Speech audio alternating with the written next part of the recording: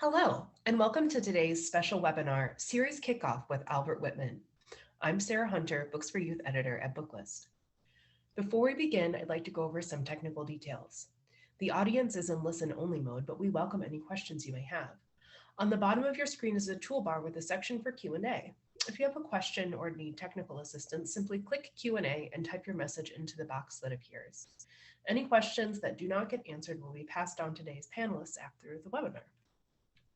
Last but not least, Booklist offers closed captioning on all webinars. To enable or disable captions on your screen, please look for and click the live transcript icon on the toolbar mentioned above. From there, you can select show or hide subtitles from the menu that appears. If you choose to enable subtitles, you can adjust the size of the captions at any time by selecting subtitle settings. Today, we have a wonderful program for you today. So let's get started. We will have the pleasure of hearing from Sue Fleece, author of Marine Biologists on a Dive and Archaeologists on a Dig from the Kid Scientist series, Sheila Bair, author of Princess Persephone'S Dragon Ride Stand and Shark Scam from the Money Tales series, and Catherine Stier, author of Secrets of the Snow Globe and the Wonder of Color from the Science Makes It Work series. We'll start things off today with a brief presentation from each author, and then we will move to the Q&A portion of the webinar. First up, we'll hear from Sue Fleece. Sue is the author of more than 40 children's books, including Mary Had a Little Lab, Goldilocks and the Three Engineers, and The Princess and the Petri Dish. Her books have been used in schools and translated into multiple languages. She lives in Northern Virginia. Take it away, Sue. Okay, and I forget, should I be putting my camera on or it doesn't matter? You can put your camera on if you'd like. Okay, all right. Hi, everybody. Thank you so much for joining today. I'm really excited about this series and excited to tell you about it. First, I'll just give you a little background on me in case you're not familiar. I've been writing picture books for about 10 years, and actually, the majority of my picture books are fiction.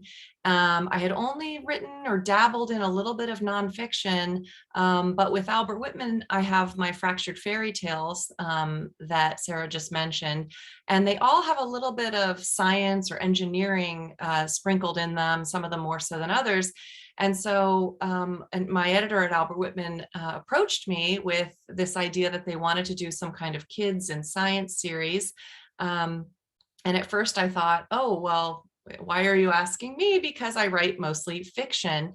But they asked me, and of course I said, yes, I'll figure it out later, as authors often do. So I was excited to dive into it, no pun intended. And we sort of brainstormed the series together, how it was going to play out. And basically, in a nutshell, the series tackles individual sciences with kids as the scientists, and they go on some sort of adventure in their field of study, and either discover something or they're looking to learn something.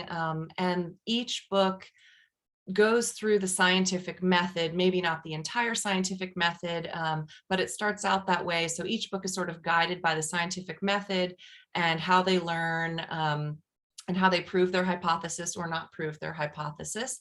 And then in the end, it kind of wraps up with, you know, how they would actually act, do what with their research in real life. So there's facts, and different sciences require different things. Like for marine biology, they did a lot of listening to whales and observing and drawing. And actually in the archaeologists, they also did some drawing and some digging, of course. So each book does a deep dive into that science, and what scientists would actually do if they were to go on a dive with whales, or if they were to go on an archaeological dig. So I was an unexpected amount of research that I did for these, but it was so fascinating and so great because I got to do all the research that I wanted to, and then it was later we got to choose what actually went into the book. And at the end of the book, there's information on how you would become a marine biologist or an archaeologist, and things kids can do now if they're interested in those fields of study. You know, simple things like visit an aquarium, or in archaeology is like sometimes there are digs going around. I know when my kids and my family were traveling across the country, one time we stopped in Arkansas to do a dig at a diamond mine. So there are ways that kids can get involved in these sciences at an early age, and it's just supposed to show them what these sciences or what these jobs as scientists entail, to maybe spark an interest, let them actualize themselves as, oh, that is something I would like to do when I'm older. And I don't want to go too deep into answering some of the things that we're going to talk about as a group, but I'm just super excited. These both come out in April, and then there are 2 more coming out after that, which we can talk about later, that cover two other sciences. So I'm quickly becoming an expert in different fields of science, and it's been a real joy. And of course, my other Albert Whitman books have a little bit of science in them too, if you were to check on those. And I think that's pretty much it about the new series. So I don't want to take up too much time, but you guys can move on from me, and I'm so excited to get answer some questions later. Thank you. Thanks so much, Sue. Next, we'll hear from Sheila Bair. Sheila has had a long and distinguished career in finance, academia, and government.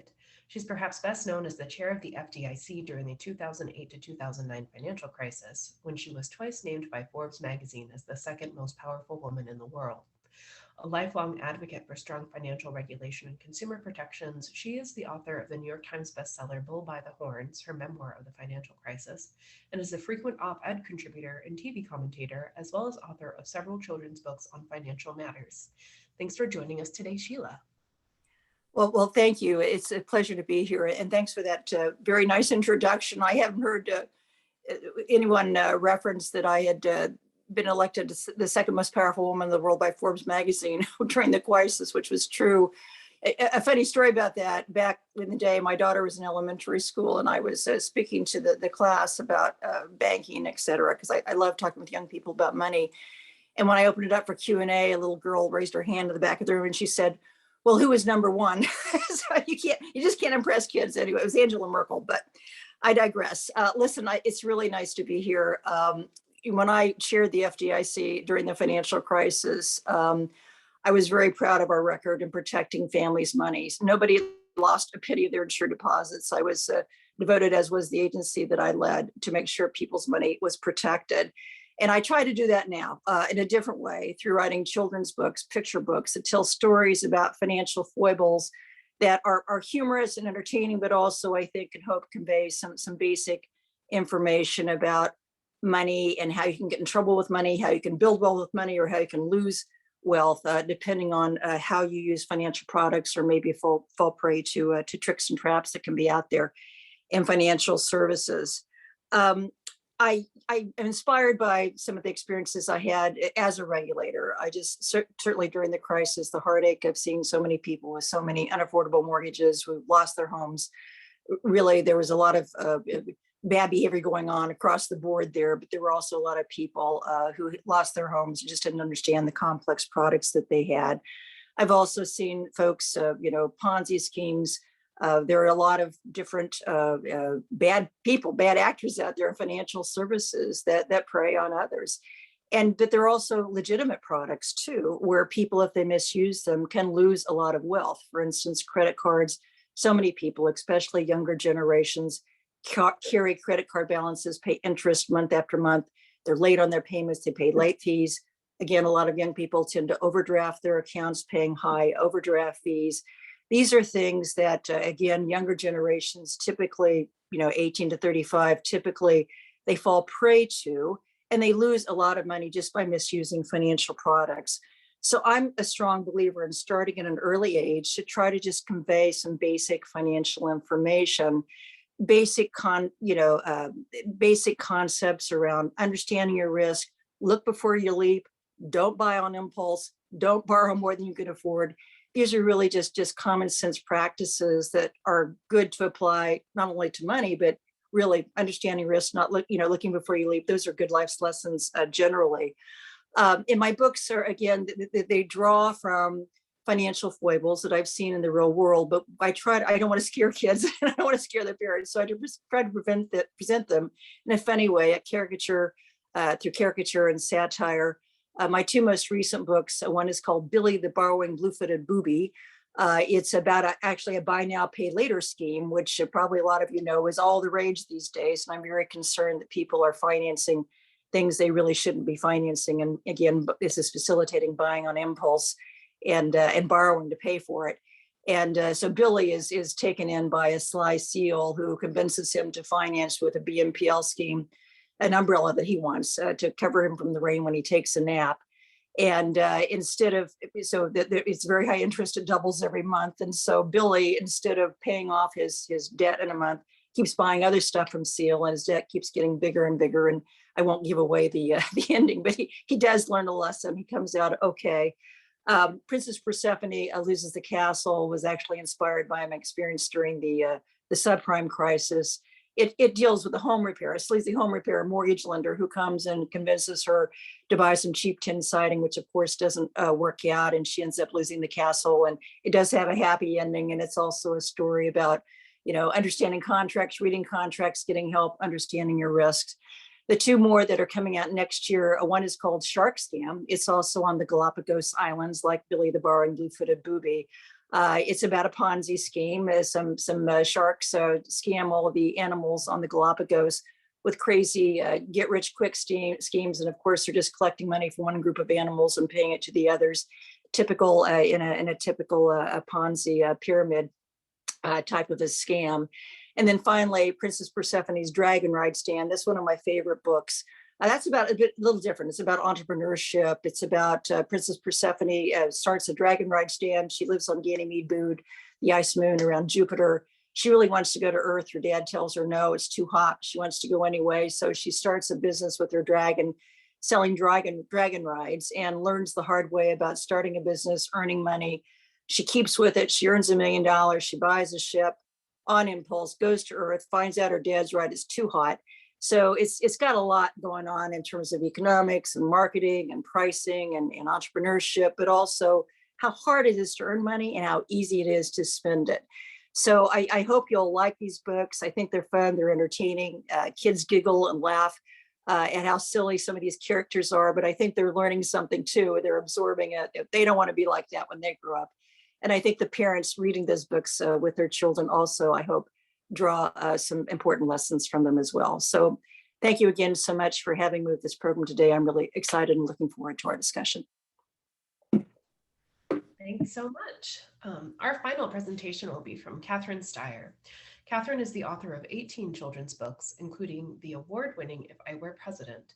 She holds a master's in reading and literacy and has served as a magazine writer, newspaper columnist, and writing instructor, and has conducted children's literature research. Born in Michigan, Steyer now resides in Texas. Take it away, Catherine. Well, thank you. I am so honored to be here with Sue and Sheila and all of you. I would just like to take a few minutes to talk about how the first book in this series, Science Makes It Work, came to be. The four guiding principles I keep in mind as I write these, and then share an idea or two about how these might work for library programming. But to start off, I want to ask everybody a question. Can you recall something from your childhood that fascinated you, maybe really captured your imagination? So for me, that was the snow globe.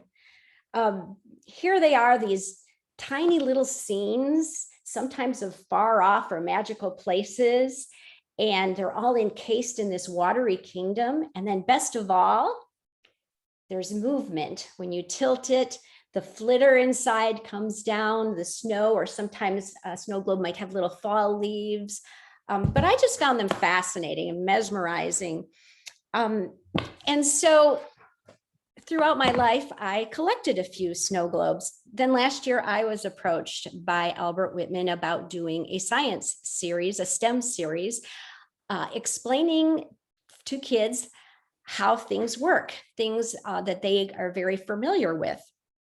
Now, I had worked with Albert Whitman before. I had published If I Were President was my first book. And then more recently, the chapter book series, A Dog's Day, about dogs with important jobs. But this was something very different. So I took a while to think about it, and I did what I believe many authors do. I started to think about the child that I was and what would make me pick up a book about science. Now, as a child, I wasn't one of those kids who was really drawn to science subjects. There's some who are, I was not. But I think that if a book had started with something that really fascinated me and then kind of worked the science in and presented it in a story form, I think I would have been on board. So I pitched the idea for my first book, The Secrets of the Snow Globe. And luckily, Albert Whitman team loved it, and I got the green light to go ahead. So you might be wondering, is there a lot of science that goes on with the snow globe? And I will say, yes, you betcha. We'll talk about that in just a second. But in writing these books, there were 4 things that I kept in mind. And when I went to talk about it, prepare a little to talk about it, I realized they spelled out WINS, W-I-N-S, which I think is a good luck omen there. So W is for wonder. So we try to start off with something that fills the kids with wonder, or they might already have a fascination with, and we use that as our starting point. The second is investigation. We are looking to have very active characters who investigate what they're fascinated by. They look up the history, they conduct experiments, they create hypotheses and test things out. Next was N for Next Generation Science Standards. These were created by a nonprofit, nonpartisan education reform and released in 2013. And I reviewed the standards when possible, look for opportunities to touch on these in the book, because some schools are adopting or adapting these.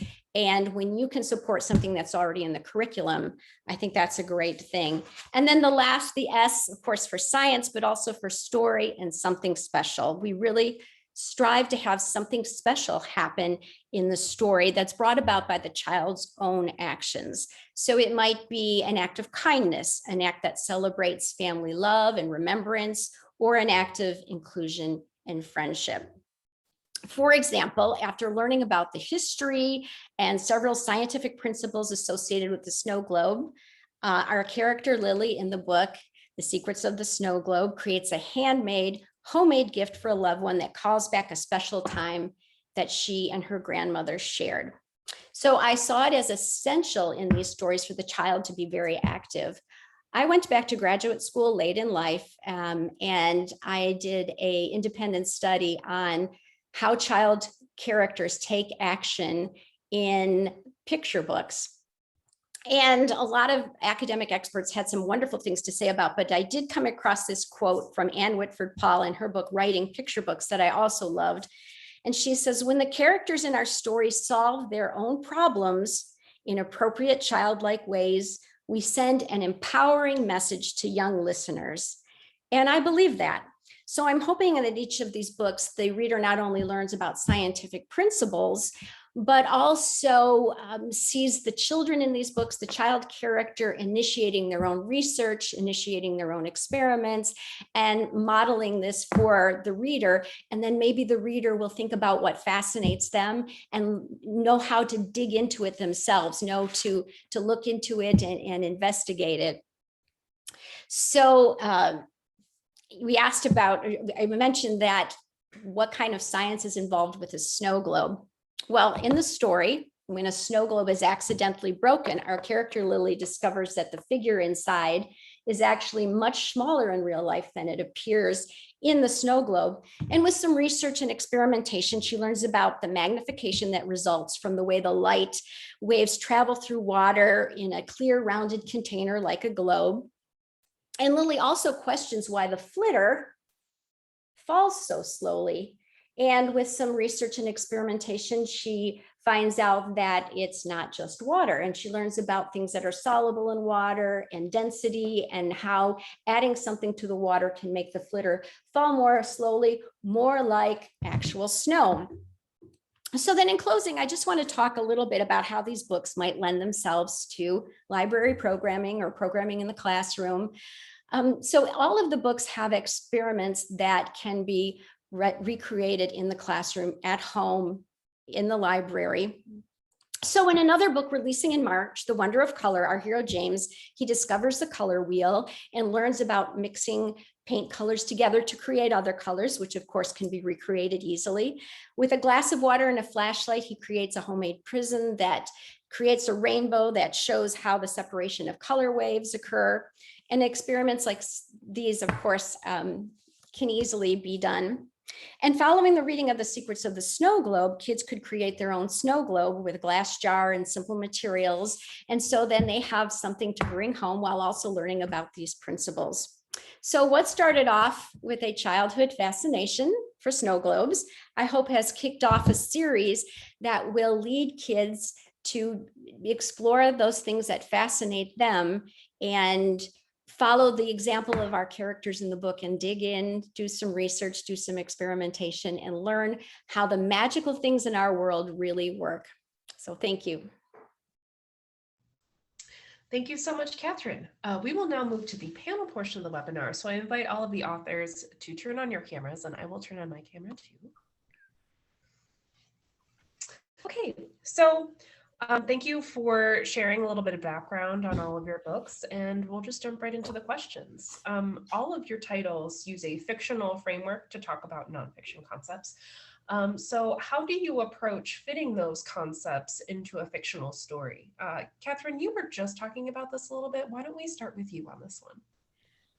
So for this, I think it's really important to put the story first, to come up with an engaging story about a subject that's a big draw for kids, and then look for the way the science kind of fits in or can support that. So my process is I start with the concept and the story, then I do some research about the science. I look for experiments that kids can recreate. I review the next generation science standards just to see, you know, what I can pull in from that. And then I let it rest for a while and let it kind of blend together, and then sit down and try to write the story after considering all of that. And as I said, kind of letting it work its way into a story form. Great. Sheila, you were nodding a lot. Yeah, I was. Well, that's probably an easier question for me to answer, because I think a lot of my books are based on real life things I've observed with people in households, and some of the troubles they get into with money, or some of the successes they have with money. So my challenge is really to take that narrative and create a story, but make it fun and entertaining. I don't want to be scary or be a downer. This family's lost their home or whatever.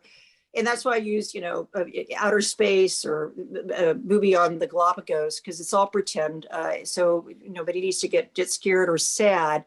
But nonetheless, kids can see the narrative and see the behaviors that are leading to these adverse financial results. And I think it works. I hope it does. But it's that I think that is so much more effective than just, you know, I could write 1,000 words on here's how a credit card works or whatever, and I would bore everybody to tears. But I have a younger audience. I want to just, you know, basic financial concepts is really what I want to impart. And telling a fun, humorous story, I think, is really the way to do that, to draw on as many kids as possible and to learning just the money basics that I'm trying to convey. Yeah, and I think for financial topics in particular, they can often be so intimidating and people don't really talk about them. Yeah, right? exactly. Putting them in your terms makes them a lot easier to have a conversation around. It does. And the picture format too, that I've got great illustrators for my books, that can also help make it less intimidating and more fun and easier to absorb. Absolutely. Sue, how about you? How do you fit nonfiction concepts into your stories? Yeah, so normally just in some of my other books, I come up with the story first, and then, but this particular series, we kind of had to decide what the science was going to be first, what field of study. Fortunately, they let me sort of pick the first two. So I'm a nerd at heart, and I always thought that if I didn't go into writing, I probably would have gone into the sciences. I used to collect bugs in a bug collector that literally had a magnifying glass. I mean, I was like the girl that was gross, that was basically like I shouldn't say gross, but I wasn't grossed out by anything. Even as a kid, I made little homes for frogs and insects, and I loved all that kind of stuff. And I'm also so fascinated. I think a lot of people are, I speak for a lot of people, and I say, like, to get to see a whale or dolphins up close is just awe-inspiring to me. So and also according to my book 2, archaeology, because that was the second book, the second choice of topic. So the first one was the marine biology, and I thought, well, if we're going to do a science that I love the water, I love the ocean, let's do marine biology as one of them. And then I went from there to, okay, these are all kids that clearly they couldn't actually go through college and get a master's and go to marine biology classes. And I mean, I know there are some kids that are scuba certified, but you know, it's a leap of faith. But so that's what's the fun part about fictionalizing these scientific books, is of course these kids would never actually be scientists at this young age. So that was a really kind of a fun thing, because I could kind of just say, well, they are. So therefore, they are going to scuba dive, and they are going to go down. They are going to swim with whales, even though that would seem very, very dangerous for maybe for a child to do. So what's fun about that is then the scientific method was also a guiding factor for all of these books. So my editor had said, you know, we want to make sure that we work that in. So we talk about hypothesis. We talk about how they're going to prove their hypothesis, what steps they need to take. They collect data. They make their observations, and they're writing that down. In the marine biology book, one kid has an underwater camera. They have a video camera. Maggie, the main character of that one, her hypothesis is that whales sing in a pattern. So a lot of kids know, oh, they've heard of the concept of a whale song. And this was the most fun research I've ever done. It was so relaxing. I would just be sitting here. My dogs actually started howling one point because from the other room, because I was listening to these whale songs that were loud, and some of them were really interesting sounding, and my puppy started howling.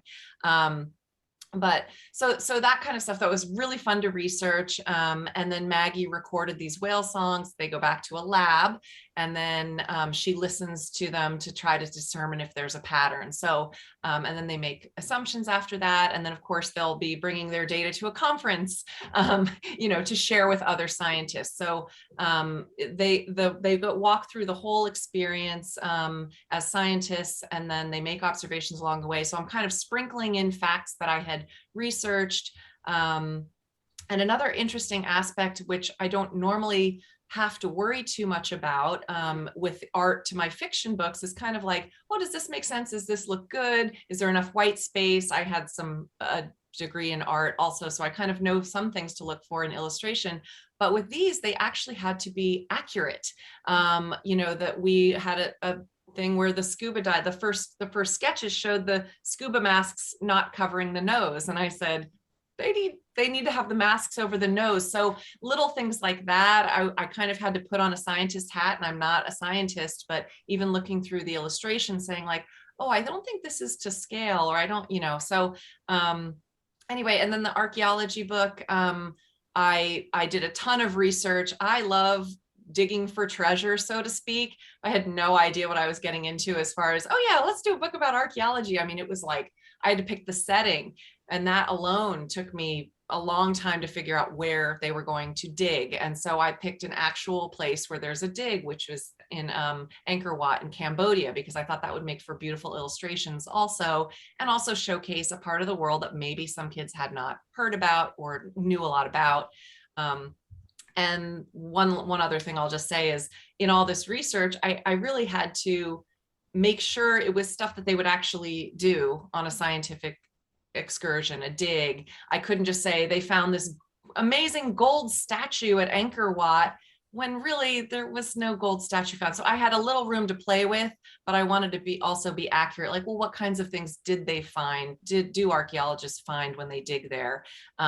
So I had sort of guidelines or guardrails around how fictional I could make it or wanted to make it. So it was actually helpful to have that so that I didn't go too crazy and make it just completely unrealistic. We're already taking a leap that, you know, these sets of kids are scientists already. So that was a long answer to that question. I apologize, but I just get very excited because I got to use all this research that I did, and I was able to work it into the book and in the back matter too. I mean, it sounds like starting from wonder and enthusiasm is probably common. Yeah, I mean, the next two books, we don't even have official titles yet, but one of them is about entomology. And I had been to Costa Rica with my family years ago, and I thought, well, there's some awesome bugs there. So I picked science, I picked the location, and then I actually did research on, well, what kinds of bugs live in Costa Rica? And I kind of, you know, dig it step by step from there. And then the other one is astronauts on the International Space Station. So those will come out. I'm not even sure, they might even come out later this year or next year. I'm trying to get a firm date on those. But so we've talked a little bit about inserting nonfiction concepts into fiction, and I'm curious about what you can accomplish, and Sheila, you touched on this a little bit, what you can accomplish in a fictional narrative that you can't accomplish in a nonfiction narrative. And I wonder, Sheila, if you could elaborate a little bit on what you were saying before on this topic. Yeah, so I think for younger children, a story sticks. A story sticks better than nonfiction text that's just, you know, presented dryly. And I do have nonfiction text at the end of my books, but it relates to the story, so I think it makes that more interesting. I also, again, money can be scary. Financial scams can be scary. So being able to, you know, suspend belief, go into outer space, go in the Galapagos, whatever, and have very obviously very pretend characters exhibiting some of the behaviors that can be very destructive is another way to not, so the material is not intimidating, it's digestible, but I think it sticks with children. So, and I do think there's a lot of good financial education content out there, but a lot of it, I got to tell you, is really boring. You know, it's technical, it's busy, wordy, and even some of the parents and teachers are going, whoa, you know. So I think you've got to just break it down into the basics and make it a little fun, because money can be boring and it can be intimidating, and those two things can be lethal in terms of trying to get children interested in your content. Catherine, do you think that's true for you too? I mean, you talk, I think in the Snow Club one, you talk about like liquid viscosity, which seems like one of those concepts that might make somebody's eyes glaze over just in the context of a science textbook. Exactly. So your question is about what can you do with it was a great question. What can you do with a fictional approach that you can't do with a non-fictional approach? Is maybe get the kid to pick up the book. You know, I mean, if they see an exciting story, they're more likely, I think, to pick it up and look at the book than if it's, you know, dry text about any subject matter. So I think that is like very, very much what we can do with the power of story. And also for the series that I'm working on particularly, I love that the kids are modeling this, how to do this investigation. So if you're just reading straightforward nonfiction, you know, it's not a child enacting this, whereas these stories are the child enacting the experimentation, the research. In the Snow Globe book, Lily even looks up when snow globes, you know, were first invented and learns about that, which the first recorded was at an exposition in Paris, so that in the 1800s. So yeah, I think that those are two things. You know, get them to pick up the book, get drawn into the story, and then almost accidentally learning because they're so interested in the story that the science comes with it, and then just modeling how to do it themselves, how to research something that fascinates them. Yeah, and Sue, I feel like the excitement of the kid scientists in your book kind of accomplished that too. And that like Yeah, part of the story is like the thrill of discovery and not just like I am observing a whale. yeah, and that was what I was going to touch on that too. And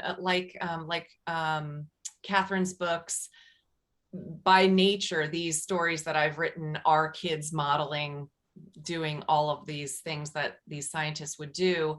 There's a little fun, playful language, like, because you don't want it to be too dry. So there's a lot of joke. The kids joke around. There's little banter. And that's fun for me too, to write, so that I'm not writing straight dry things too. But yeah, the joy of discovery.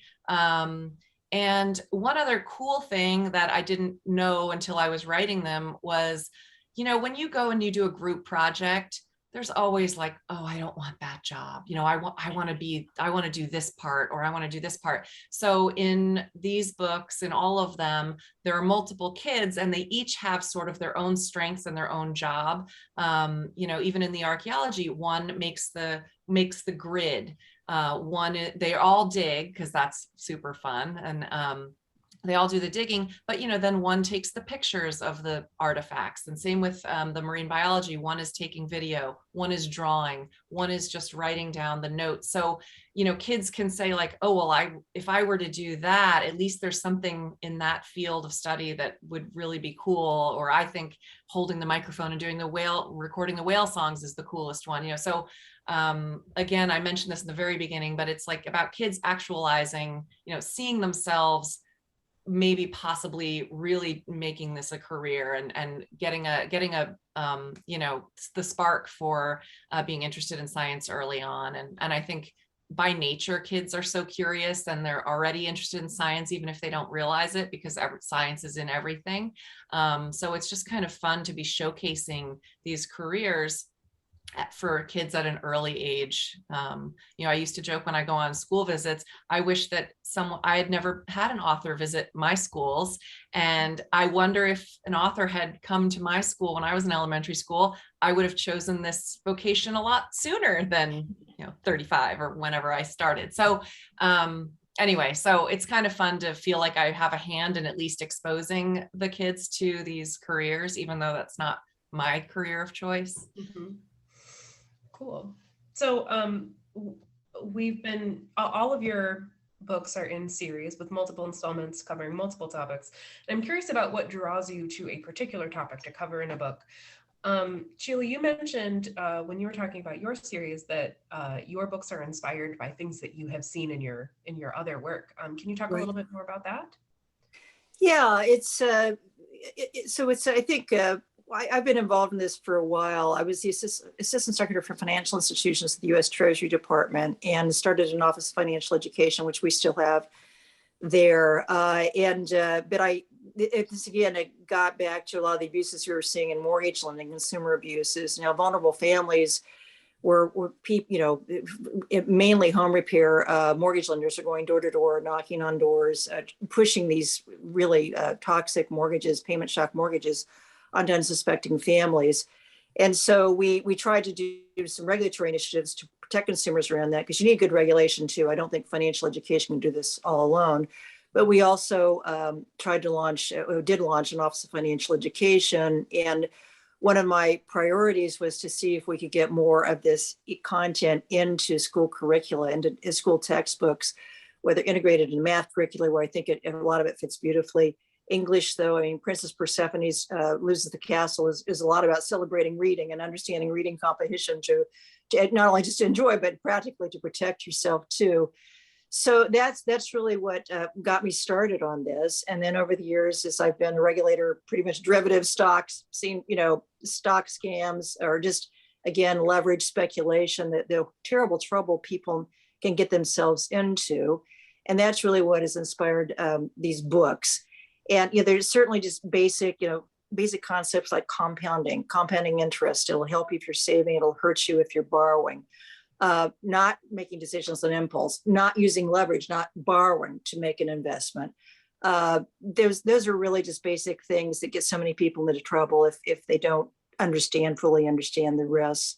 And I think, for most families, they can build wealth if they live within their means, if they're regular savers and just, put it in the savings account and you have enough, put it in a broad-based index fund, over time, you can accumulate wealth and avoid, the wealth stripping financial practices like carrying balances on credit cards, overdraft protection, what have you.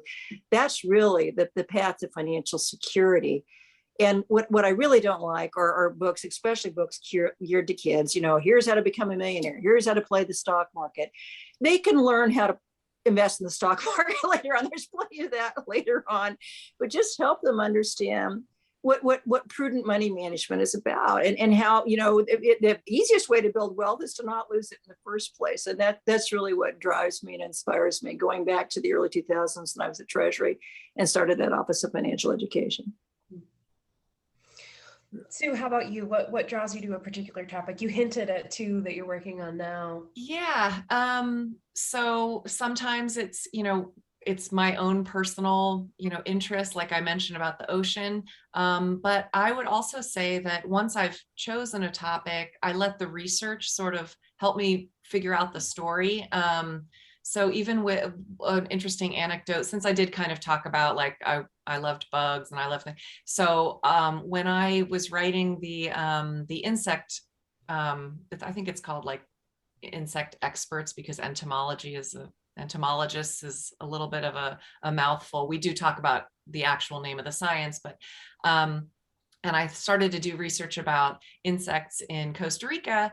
And there are a lot of really cool ones. And I started down 3 different paths. And okay, they wanted to I talked with my editor about maybe they can discover an insect. But of course, if you actually discover an insect, then you get to name it and things like that. And I said, well, I don't know that I want them to name it, because then I'm going to have to make up a name for a bug that doesn't exist. And so I had to kind of walk that line between, are they really going to discover an insect? And in so doing this research, I found a story about actual entomologists in Costa Rica who went to look at some insect, which I don't want to give the whole story away, but in their research with this insect, when they finally found it again, they discovered an actual unknown. It wasn't the insect that they were looking at, wasn't actually what they discovered. It was an insect that was basically like hijacking this other insect. So I thought, is this going to be too complicated? Because I really want to like work this into the story. And thankfully they gave me a lot of free rein to do so. So it was kind of like they went down there with one hypothesis, and their hypothesis is actually disproved. But in doing so, they discover this other type of insect. So I'm interested in insects. So it was sort of like, that was what sparked, so, okay, can we do a book on this? I also love outer space and the stars. And so we just sort of started to make a list of the different sciences. And I just kind of, tried to steer, well, these are the ones that I'm interested in the most first. So let's go with those. But I feel like I have no doubt that even if it's a science that I don't know that much about, that when I start to do the research, I'll find that kernel or that really cool thing that I'll be able to form a story around, and the kids will be excited about and such. So it's kind of a blend of my own interest and then letting the story expand from the research that I do. Yeah. Catherine, I was very charmed by the inspiration for your first series installment, your own personal love of snow globes. But like, what is drawing you to other topics that you're going to cover? Where does that come from for you? It's a great question. So I think, as Sue kind of said, you kind of work with the team at Albert Whitman to come up with these. But I think that what we look for is something that will really be a big draw to the kids, that will get kids excited. And then like Sue, I really like to grab the ones that are really exciting to me and kind of maybe explore those first. So look for something that I will find exciting, because you do spend a lot of time researching and thinking about it and digging into it. So it's great if it's something that you feel a real personal connection to. And then the other thing I think in the stories that I'm working on, it's that very important component of experiments and things that kids can do at home. So for instance, I think we haven't explored something like electricity, because that would be difficult to do maybe some at-home experiences for the very, very young readership that we are aiming this to. So I think that's an important part of it too. I look for something that it provides some hands-on things that our characters can do, that hopefully the reader can maybe do as well. Can you all give us some hints on some upcoming series topics that you're working on now? Is that possible? Yes. Sure. Sheila, can we start with you on this one? What are some? Yeah, well, I've got I've actually been thinking about doing one on money supply with inflation confronting all of us, and just the dynamics of money supply and money increasing demand for goods, and if supply is constrained, then prices go up. I'm thinking I might put it on Ganymede Mood with Princess Persephone. I was thinking she would have her central bankers. I was going to call them the money mullahs. She was going to go ask them to print more money because she wants her friends to be able to afford to go on a ski vacation with her. And that by printing the extra money, but not increasing the supply of ski lodges, it just gets more and more expensive. So that's that feedback from the audience, if whether you think that would be an interesting book or not. But I do think there's it's, again, this is some of the basic fundamentals around money flows and supply and demand that might be helpful to kids and their parents. Mm-hmm. Yeah. How about you, Sue? You've talked about entomology and space. Yeah, so those are the next two that are coming, the astronauts and entomology. I mean, I'm just now starting to think about other, I can't say, what we're going to agree on, so don't hold me to this. But, something where they're investigating like earth sciences. So maybe it's climate change, or maybe it's not as specific as, the temperature of the earth warming, but maybe they're going to explore volcanoes or do something with earthquakes, or so I'm kind of drawn to earth sciences too. So maybe that will be the next one. I don't know. Albert Whitman might be hearing this for the first time, so we'll see. Hopefully they want to continue the mine's not been approved either. Yeah, I mean, hopefully the series will be successful. Thank you, librarians, for helping to make our book successful, because I would love to write more of these. I think I wrote all 4 of them in a year, and it was kind of like rapid fire, and I was just delved into, I was at the library every other day checking out books, and thank God my library stayed open, at least for curbside, because I was there a lot in the last year. So anyway, maybe biology somehow. I don't know yet, but those are some things that interest me. So cool. And Catherine, how about you? What are some things that you wish you could be writing about? Just like the snow globe, I brought a prop. Oh, you did? I'm working on a book about the perfect paper airplane, which obviously this fits so well with this series because it's very hands-on. We can learn about the 4 forces of flight: weight, lift, thrust, and drag. So that's one that's in the making. And I don't have a prop for this one, but also about growing food, growing something that you can actually start from a seed and then eat and, turn into zucchini bread or gazpacho, or so we have a book about growing food in the garden, which has been a lot of fun to work on too. And again, as you can see how something like that is something that obviously lends itself to the kids doing what they see in the book at home for themselves. Mm-hmm. Neat. Do you have any favorite topics, like any topics you covered in your series so far that you feel just like a deep and personal affection for? Sue, can we start with you on that one? What's your favorite? I mean, definitely the dive swimming with the whales. I mean, every chance I get, any kind of an ocean vacation or, going somewhere where there's an opportunity to, be out on a boat. Another angle I was considering was something with sea turtles, and because I've definitely swam with sea turtles before, and I've seen the turtle hatching sites and things like that. So I guess just the marine biology just really inspires me. I find whales and dolphins so fascinating, and octopus too. But if you haven't seen it, if you have time to watch My Teacher, the Octopus, or the Octopus Teacher, My Octopus Teacher, another pandemic watch, but it was amazing. So I guess things like that, just their intelligence, dolphins and whales, and how they communicate. So that was the first one. When they said, do you want to do this series? I was like, yes. And can I please do something with marine biology first? Because I knew that we'd be working out the aspects of the book. That was the first one. So then we kind of molded the rest around that sort of structure. So I thought, like, as Catherine said, I'm going to be spending a lot of time with these topics. I want them to be something, that I want to do, and or I want to learn more about too. So you have to be ready to spend hours and hours with the topic. So Sheila, what's your personal favorite? Yeah, well, it's interesting since finance is my day job too. I don't have to delve into a lot of research on that, but I do.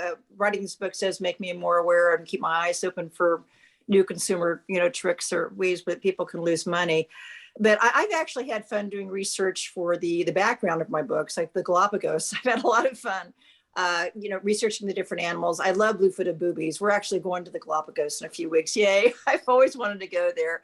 And the blue-footed boobies are at the top of the list of attractions for me. So that's been a lot of fun. And Ganymede Mood too. I did a little research on the ice window Ganymede and constructing the environment where Princess Persephone lives. So that has been a lot of fun and enjoyable, and an added benefit to writing these books. Cool. And Catherine, how about you? Which one is your personal favorite? Right? Yeah. I gotta get it. Yeah, I mean that not only because it was so important to me as a child and growing up, and but because it kicked off the series. So it always, I think your first book always holds that special place. But yeah. Well, that's wonderful. I have one question that I like to ask on all of these panels, because I always think it's like very interesting and revealing. And that is, what is your biggest inspiration that's not a book? We talked a lot about that already today, but I'm curious if you have anything else that you find particularly inspiring that we have not discussed yet today. Sue, how about you? Can we start with you on this one? Yeah. And it's funny that you say that, because I'm going to a concert tonight. I can't remember the last time I've been to a concert. They require vaccinations. So anyway, I'm going to see Bob Dylan at the Anthem tonight. Wow. And so I know I won the tickets too. I won them. But I would say music in general, but also I am drawn to art. Live music too is like one of my favorite things. And I am drawn to music where the lyrics are very much a story. So, I love Bob Dylan, yes, of course, he's a master storyteller, but Amy Mann is one of my favorites, Dar Williams, like Joni Mitchell, lyricists, Dave Matthews. Anyway, so I'm very inspired by music, although I do not listen to music while I write because I'm too distracted, and I'll just literally just sit there and be like, oh, I love this song. Oh, I should be writing, so but I'm very inspired by music. All growing up, I lived in New Jersey, and my friends and I used to take the PATH train into New York City and see concerts every chance we got. So I just feel like music really has shaped me and inspires me and continues to inspire me. So cool. Thanks for that cool question. Yeah. Catherine, how about you? You're next. What inspires you that's not a book? So what has really influences me, I guess I would say experiences. I'm going to talk a little bit about a different book series. I mentioned the dog book series, and these are all about working dogs. So I made an effort to go and see all of these dogs. So one of my experiences I will cherish forever is I got to go to accompany a search and rescue dog team in Joshua Tree National Park, and accompanied them on their training exercises, which was fascinating. I went to a training facility for guide dogs.